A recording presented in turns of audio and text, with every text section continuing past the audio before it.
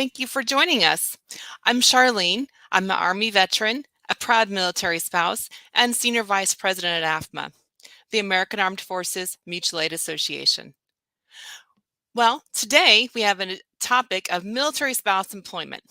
But before we get to that hot topic today, I would love for you to use the comment box below and let us know, where are you joining us from? Are you near a military installation? And what branch of service do you represent? I know we've got a wide variety out there today. Are you a military spouse who has struggled in your career due to frequent PCS moves or other challenges related to the military lifestyle? Or do you have a specific question or a topic regarding military spouse employment that you would like us to cover? I would love to hear anything from you and put it in the comment box. But you know what? We're going to go ahead and we're going to bring in our guests. Our first guest today is Gabriella Nostro, a licensed attorney and military spouse who has worked in both law and education over the past several years. Gabriella, why don't you tell us a little bit about yourself and your experience as an attorney and as a military spouse? Well, first of all, thank you so much for having me. I think it's really tremendous that you're trying to bring so much attention to what I think has been a little bit of an ignored issue, but it's an important one, and I think one that's gaining a lot of traction. So that's really worth saying, is to thank you for being a part of that. I've been a military spouse for about 10 years. My husband's an active duty Marine. We had, I think a little bit of a unique experience because we met when I was already a practicing attorney in DC. Excuse me. So I didn't really anticipate a lot of what would come with meeting him and getting married. None of us do. No, none of us do. None of us do. But I was already practicing. I was working in DC. We PCS'd to North Carolina shortly after being married, and thus it started. So I think that I've learned a lot about needing to be flexible. I've learned a lot about humility. I've learned a lot about kind of having to choose to find a way forward, even if it doesn't look exactly like what you thought it might. Absolutely. And, my whole family is Marine Corps, and I went into the Army and married an Army guy. So, I know all about that Marine Corps lifestyle. So our second guest today is Leslie Coffey, a Vice President of Military Engagement at American Corporate Partners. Leslie, please tell us all about yourself and how did you get involved with ACP? Oh, thank you so much. Happy Friday, first of all. And I'd like to echo what Gabriella was saying about really just elevating awareness and the challenges of military spouse. I've been a military spouse now for 26 years. I served Awesome. serving 28 last month. But to get back to how I came about ACP, actually our relationship goes back for years. I've been in transition for 13, 15 years, something like that. And there was a time when I was center trainer for Fort Hood, Texas, which is like the largest transitioning center globally. And I would give out ACP's information because it was like a no-brainer to me. So I would give it out. And of course, the Army called, moved us to the Mojave Desert in California. Yeah. And I was no longer in that position. So, and this is long before they started offering it to spouses. So I had them mail me flyers to my home, and then I would give it out to veterans on Fort Irwin. Mm-hmm. And then in 2018, they announced that they are going to launch it for military spouses, actually on Veterans Day, 2018. So I actually put a countdown app on my phone. So I'd be one of the first to apply. Awesome. And resulted in a 67% increase in pay when I was paired with my mentor. And so years later, just last year, they reached out and said, you've always helped us to spread awareness, but let's just make it official. So, yeah. That's awesome, Leslie. That makes me so happy to hear that whenever things just turn out that way. So let's go ahead and just dive into our first topic today. So the 2020 Blue Star Families Military Lifestyle Survey, what was published recently, revealed that the military spouse employment is both a top concern and one of the biggest stressors for active duty military couples. How have you seen this statistic reflected in your own professional and personal experience? Well, I think I think it really comes down what I've seen both in my friends and I've had many conversations with my husband about is that this is really an issue that also affects the military because it speaks Mm-hmm. to this issue of retention. I Yeah. think in addition to, being military spouses, in the world around us, people are getting married later, which is likely to then mean that the spouse that they're marrying is already established, like happened with me, or already has their own professional path or experience or licensing. And I think when that's the case in any marriage, there's an element of compromise. So then this isn't just an issue that affects military spouses, which is, I think, the mistake some people make looking in. This is an Yeah. issue that really speaks to our entire military force, because what you're then losing is these men and women who care about their spouse. They care about kind of the big totality picture. And so it's an issue of retention for the military as much as it is an issue for military spouses. And I think that's a really important kind of holistic and comprehensive approach that we need to take in understanding why this issue is important. Absolutely. It's a whole family event, right? Right. Yeah. Yeah. What about you, Leslie?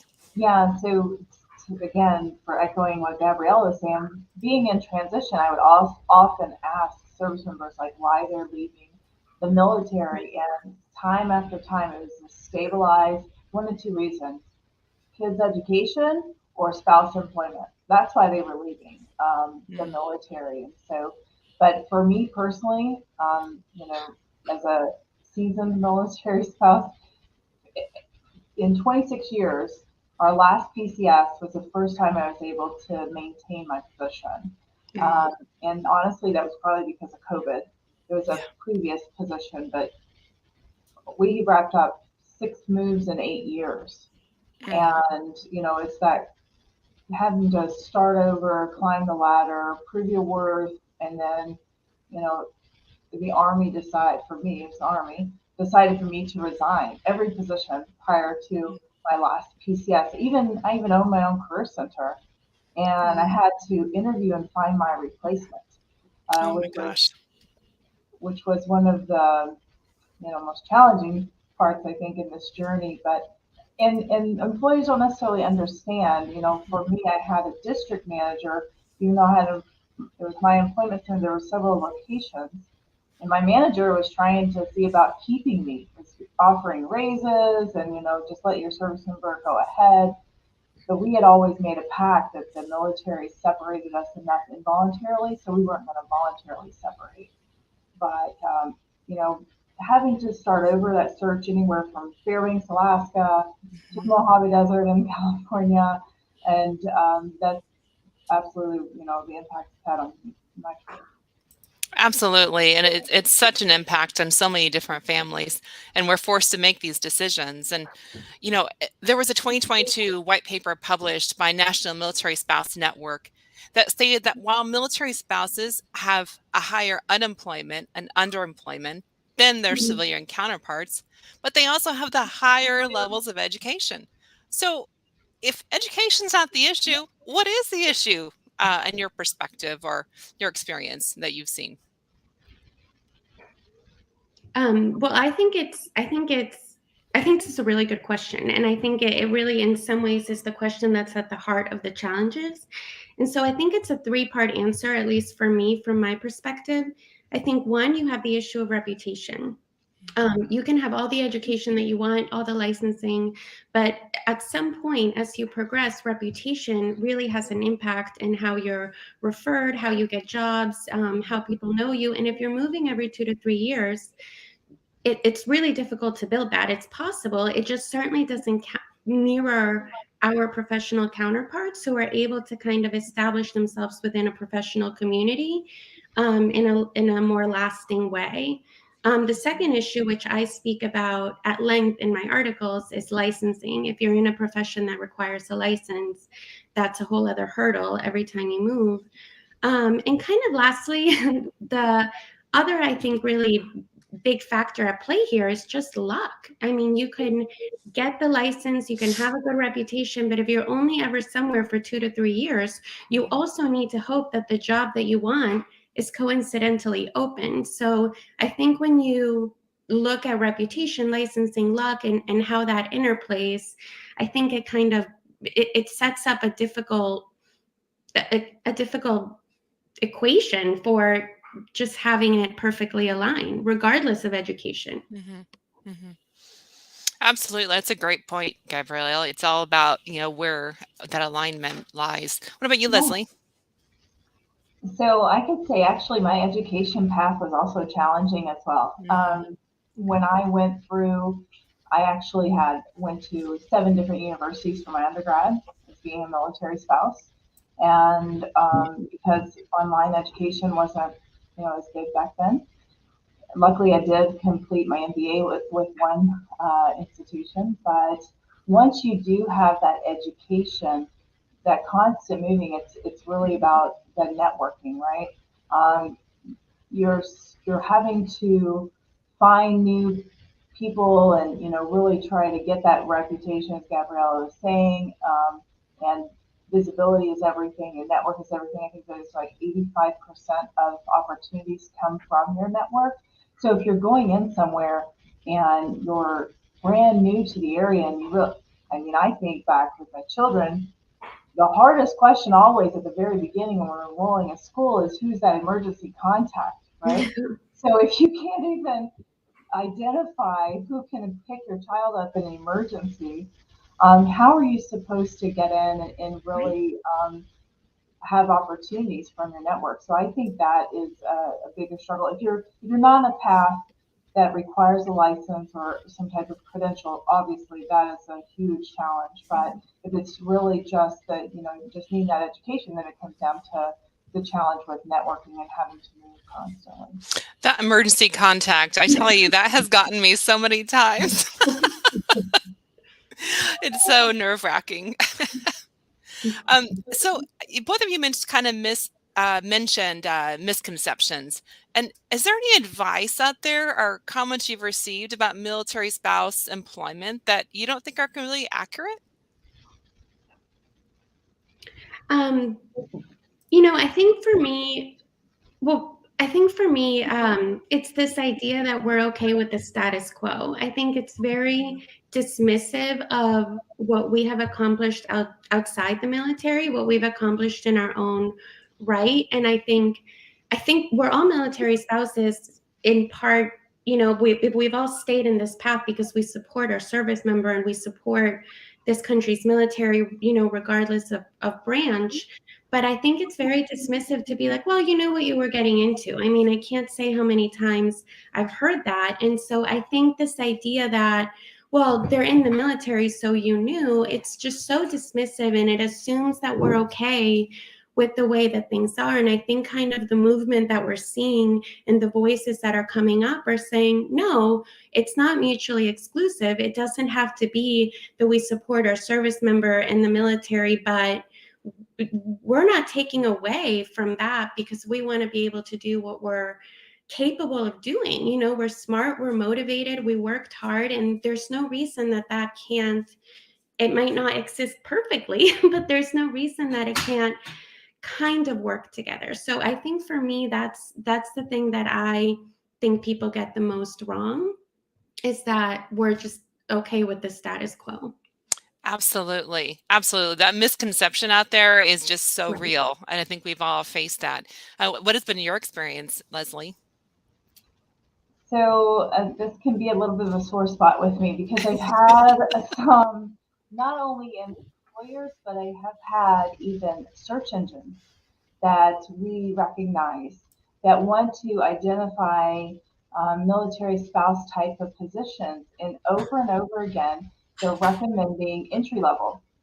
And really focusing on, oh, we think these entry level positions are ideal for military spouses. I think that's the biggest, for me personally, what I come across as a common misconception, because it couldn't be further from the truth. I mean, our spouses are driven and dedicated and very talented and diverse, and we'll we'll get into all their skill sets later, but I think just the assumption that they're only capable of the entry level positions, or especially when you talk about how educated we are compared to our non-military affiliated peers. Absolutely.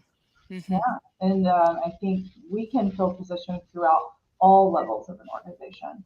Mm-hmm.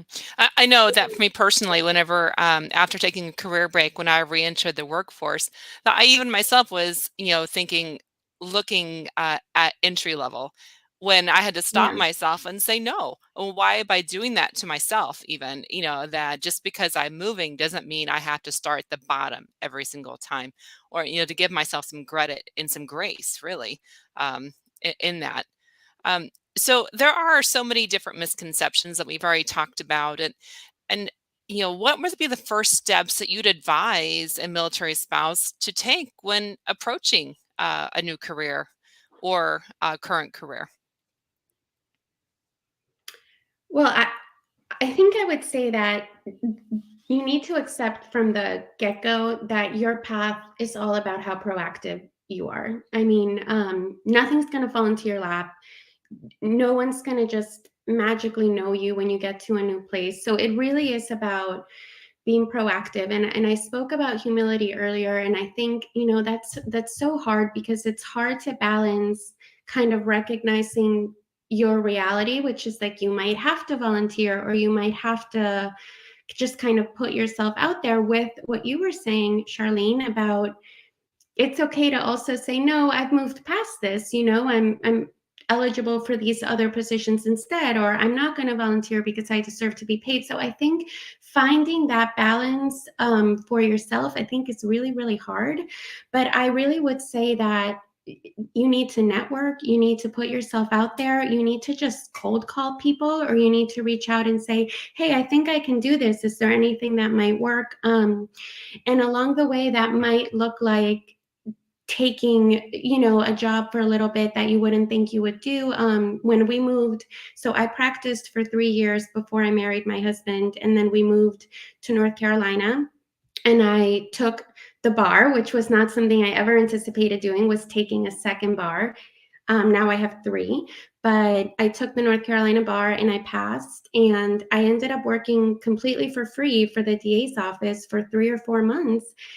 And it was at points a little bit, it didn't feel great because I was working alongside people that had less experience than I did, but they were very kind to me. They took me in, and the second a position was available, it was mine. And I have maintained a wonderful relationship with that district attorney, and they've been great to me. So I'm really glad that I did that. It had moments where, I didn't feel great initially, but in the end, it paid off. So I think kind of finding that balance and really kind of following your gut and being willing to do something you might not do, it might end up in something really positive. But I walked into that DA's office with my resume and I said, hey, this is what I do. This is what I've done. I know that I can do this. And I physically handed it to them in person. So I think proactive is really the word. You just have to put yourself out there and you have to keep trying. And it might not look exactly like what you thought it would look like at first, but that doesn't mean that it can't evolve into something really good. So I don't know. I think that's kind of what I would say. That's awesome. I don't know how many job fairs I went to. I just trying to figure out what I was going to do. Right. Not a clue what I was doing, but I went to a lot. What about you, Leslie? Yeah, so I think from the spouse perspective, the biggest misconception is that you have to put your own personal career ambitions on hold Yeah. in order to support your service member, and that's absolutely not the case. You do not have to pause your own personal ambitions to support their journey. I mean, you can do them, they can be paths that you walk together. And also, be unapologetic in the pursuit of your goals. Quit apologizing when you can't be at every single event. It's okay. Like, I actually got that exact um, guidance and advice from Miss McChrystal, from the Crystal Group. She said, stop apologizing. And, it's very important to have your own identity outside of the military. Have Yeah. something, even if it's a hobby or whatever it is, something that helps you be fulfilled. Because just like you're getting ready to go through, Charlene, right? That phase in your life is going to leave. So you want to have an identity outside of the military. And to Gabriella's point, when you're being just hungry and relentless and just getting after it and maybe just having to volunteer sometimes, I was in a situation where I had just received my MBA and I was under the mindset that like all the offers were going to fall from the sky, and I finally had this golden ticket, and they're going to roll out the red carpet or whatever. And Yeah. that was not the case. I was getting crickets, so I ended up volunteering, and in the area I was in was very saturated. So I ended up volunteering on my installation with Army Community Services and running those job fairs. And it was from that volunteering that the Career Center came about. They were building one was going to be open.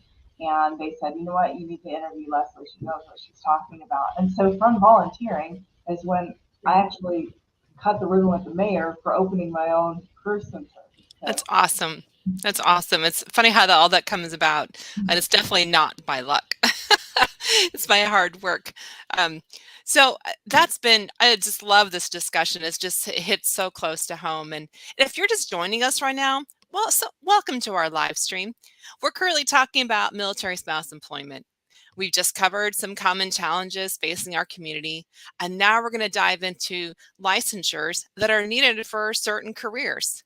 Now, Gabriella, you have a lot of experience with professional licensure as a military spouse. In fact, you're writing a series of stories for Spouse Link on the topic, some of which have already been published, right? Yes, Cool. there's been 4.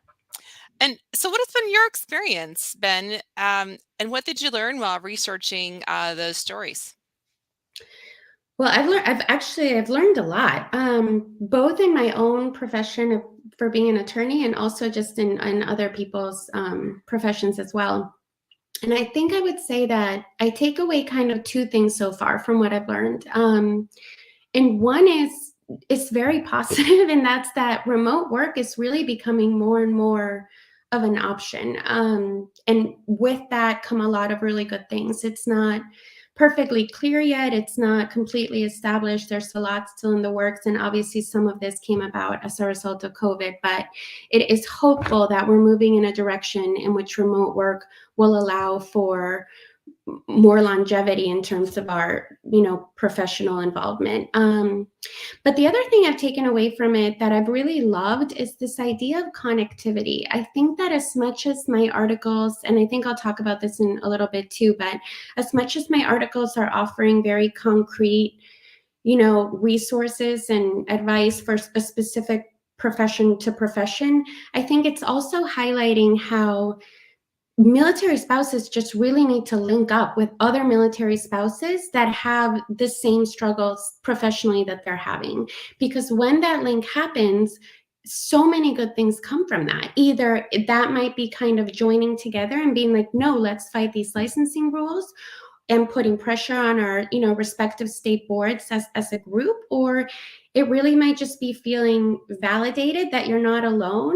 And, when you're sitting in your house and your spouse is gone and you're not working and you're just in this state of despair, just knowing that you're not alone. But also one of the things I have loved, because I've kind of joined groups for other professions as a result of doing research, is how much military spouses put out the jobs that they find. So the amount that I see, attorneys being like, hey, I heard about this and this and that and that, or teachers being like, oh, well, you can do this and that's an easier way. And so I think that's my biggest piece of advice that has come from this is find the other people that are in your position, because you're not alone and you can get a lot further working together and supporting each other and kind of teaming up in that commonality and then moving forward as a whole. So that's the biggest piece. It kind of goes back to what Leslie said earlier about the power of networking, and and it's really what you put into it. That is what you're going to get out of it, really. Right. So, have you seen any improvements in this area, or or found any options regarding licensure that may benefit other spouses? Yes, I've seen quite a bit. And so I think it, it's obviously all profession dependent. So what I would recommend is if you're a military spouse and you're having a licensing issue, go find the article that I wrote that coincides with that profession, because I think in every article I'm including at least 10 links that are connecting you out to the appropriate resource. And I think that's kind of what I would do. You know, there's within each profession, there's a lot of different options. Like with attorneys, there's the Air Force has a hiring program. The Army has a hiring program. Those seem really phenomenal. Every profession that I've written about so far has a group that's kind of trying to work together. The Military Spouse JD Network is a really big one for attorneys that are putting pressure on their state bar associations. Teachers I found have also kind of come together, and it seems like they're starting to try to find a way to put pressure on their licensing as well. So it's difficult to answer that because it's going to be a different answer for every licensing profession. But if you go to my articles, I think that it will at least point you in the right direction. And I would like to say for anybody watching, that right now, we've talked about teachers, we've talked about attorneys. Right now I'm doing doctors and nurses. We're going to do speech therapists, physical therapists, mental health professionals, paralegals. So if there's anything that I'm missing, if I just didn't mention one of your professions, please drop it in the comments, and we'd love to try to work that in or make sure that we're giving you proper representation. Oh, that's wonderful. And Leslie, what about ACP? Do you see a lot of cases regarding licensures, and how do you advise military spouses with professional licenses? Yeah, so one thing we do hear about this, right? Anybody in this space is going to hear about the challenge. We've seen kind of momentum and states focusing on that whole license reciprocity. I think there's still some work to be done with implementing it, and because the process can be kind of cumbersome and lengthy. But for ACP, we do have actually a resource library that so we have a staff of over 50, and everyone that comes through the program, they are assigned a specific point of contact that checks in with them every single month. And part of that is we ask, is there anything you need, any additional resources? And so we have a resource library where we can grab and provide to the spouses, such as Military One Source. They have a lot of great resources specifically on licensing. And then we do have these conversations with our corporate partners, right? Because we have well over 100 corporate partners, and we talk about the licensing issues. Maybe perhaps they can even be engaged in those conversations and advocate with their state legislature. So it's certainly something top of mind for us at ACP. Before we leave this topic, Gabriella, did you have anything else you wanted to comment on? Yeah, I would say that I do think that I also see, I've learned about some kind of positive moves with the military themselves recognizing the issue that they're having with retention and frequency of PCS moves. I speak about this in my first article, which I believe there's a link to in the comments, but the talent management paper that came out from the Marine Corps in this past November, it's the first time that we've kind of seen the military, I think acknowledge kind of that its status quo in areas like career flexibility and PCS frequency is threatening its ability to not only attract but retain its best Marines. And so in recognizing that this frequency of moves is a contributing factor in separation surveys, they've broken free of what used to kind of be the way things worked, and that's kind of increasing their permanent change of assignments versus always defaulting to a permanent change of station. So what that means is that instead of assuming that the next job has to include a move, there's more now of an emphasis on finding lateral positions, and thus, disrupting this really long held view of the Marine Corps that homesteading prevents career advancement. So I would say that that's a really cool paper. I read it. I was very impressed by it. I think that it's great that the Marine Corps is recognizing that. That's a really big step for the military to take. Obviously, it's not a perfect solution. I think if any of us, we're all military spouses here, we all have seen how sometimes it's not possible to advance in the military without moving because certain jobs only exist in certain places and thus forth. So I think kind of this, while I think it's a wonderful step forward, and I think that anything that we can shed light on this issue is good and is positive, I think it kind of speaks to something that I have found in all of my research, and that's that at the end, it's just really difficult because without the licensing boards and bars getting involved, we're really only helping a few. It's not the overwhelming amount of Marines that are going to benefit from this. It's some of them that are able to accept lateral moves without affecting their career progression. Same with licensing. If there's like the attorney program that the Air Force has or the Army has will only apply to specific attorneys. So while these are all really good and important steps, we need to start seeing other branches follow suit. We need to start seeing the licensing boards like reading it and thinking it's important. We kind of need to work together. And that's why I really think at the heart of all this, it goes back to the military spouse. If military spouses can come together in their profession, that's when we will see true change. And that's when we will really produce the tension that we need to get to the next level. But it's a good step. I mean, I was proud of the Marine Corps when I read that. So it's baby steps, right? And we're all working toward the same thing. And, we got to take small victories where we get them. So this is just, I've just loved today's just conversation. If you're just joining us, welcome. And we're currently talking about military spouse employment, and we've just covered professional licensures. And now our final topic today, we're going to be talking about mil spouse career resources. What is out there to help that military spouse who is wanting to either re-enter the workforce or enter the workforce for the first time? And Leslie, I know that you work with ACP, and you probably are very familiar with some resources out there. I'd love for you to maybe walk us through with the process of working ACP and maybe some resources that you're very familiar with. How much time do we have? We can go to resources. Right? So I will try to be conscious of time and brevity, but I love resources. However, so for ACP, first they apply acp-usa.org, and when they come in, they're going to ask some questions, contact information, et cetera. They're going to ask things, not only career goals but also hobbies.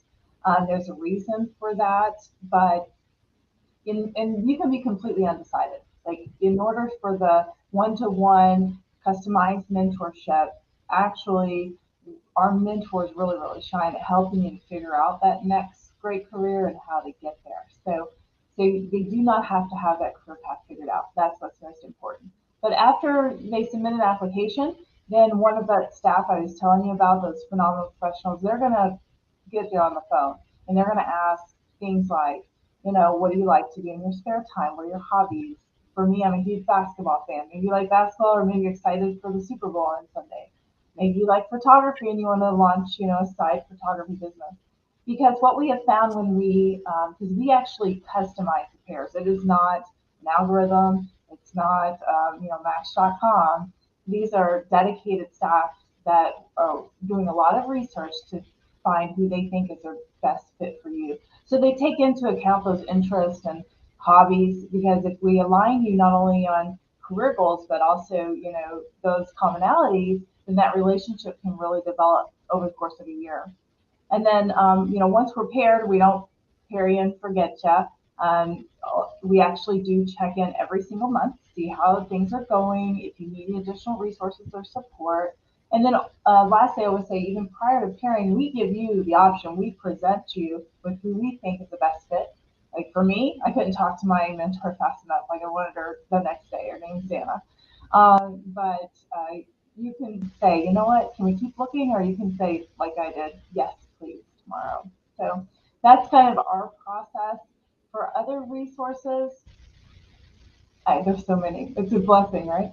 We're very fortunate to have that. But I would say when you're looking for a military spouse friendly employer, then start with MSEP, Military Spouse Employment Partners, because over 400 companies have actually, they have actually made a compact with the Department of Defense that they are going to hire military spouses. And so they're no longer, you don't have to hide it. I mean, I remember getting a P.O. box off of my installations to try to hide the fact that I was a military spouse, to try to not have it be obvious in my address. I trust me, I remember those days. And now you can own it.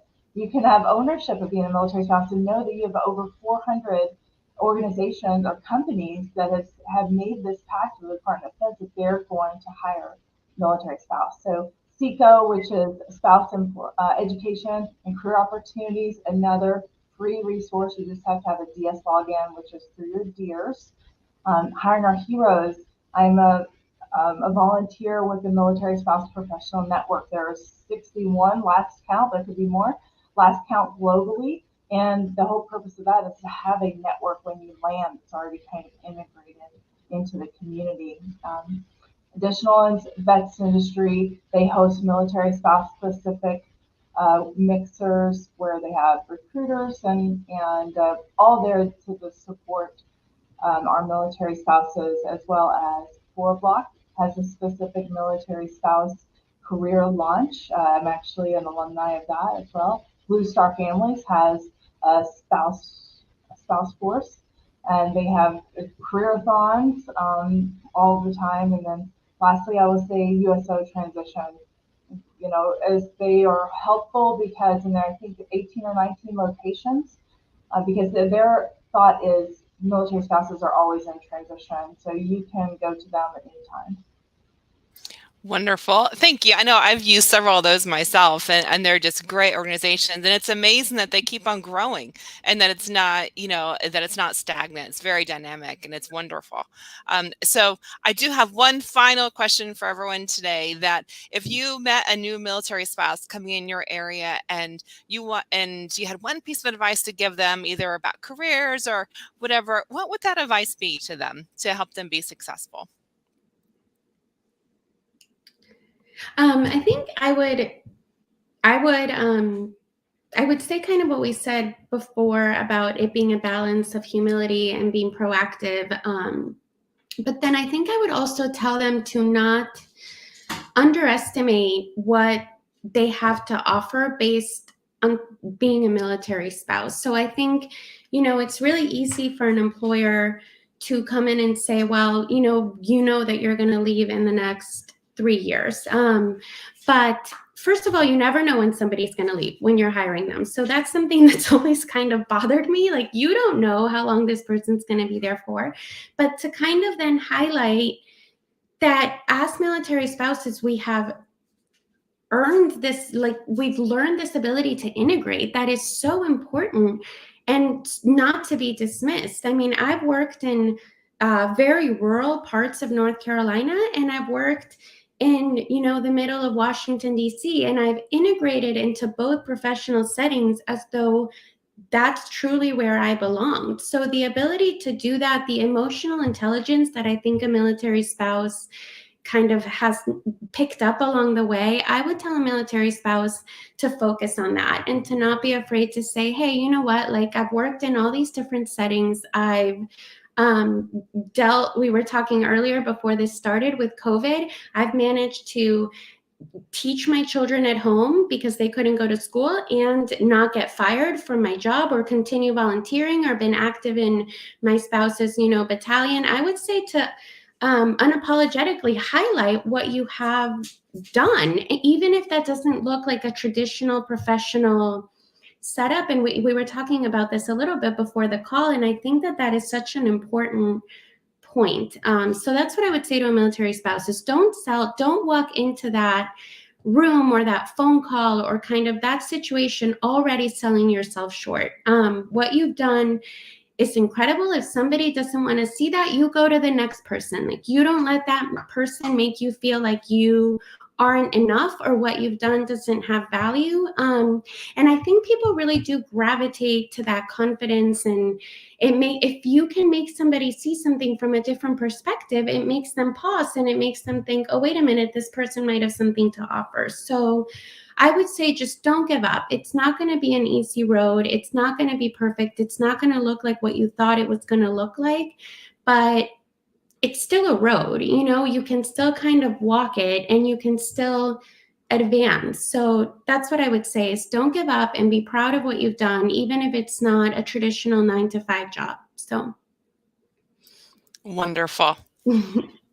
Love it. Leslie? Yes, definitely don't underestimate the power and the value of the military spouse. We were probably the most diverse group, highly adaptable. And to Gabriella's point, I was in the Arctic in Fairbanks, Alaska, and I moved from there directly to on the border in El Paso, Texas. And then that was just two of the multiple installations, right? And able to adapt and integrate to both cultures and loved it. I mean, take that, actually own it as make that marketable. That's part of your marketability. But and spouses are so fiercely loyal. Like, you just give them a chance, they're gonna blow you away, because they're so appreciative of the chance. They just get in, and they also understand that they need to make an immediate impact with this opportunity that they have. So they have a sense of urgency, and they just get after it. So I would say, to a spouse, you're not alone. You're 100% not alone.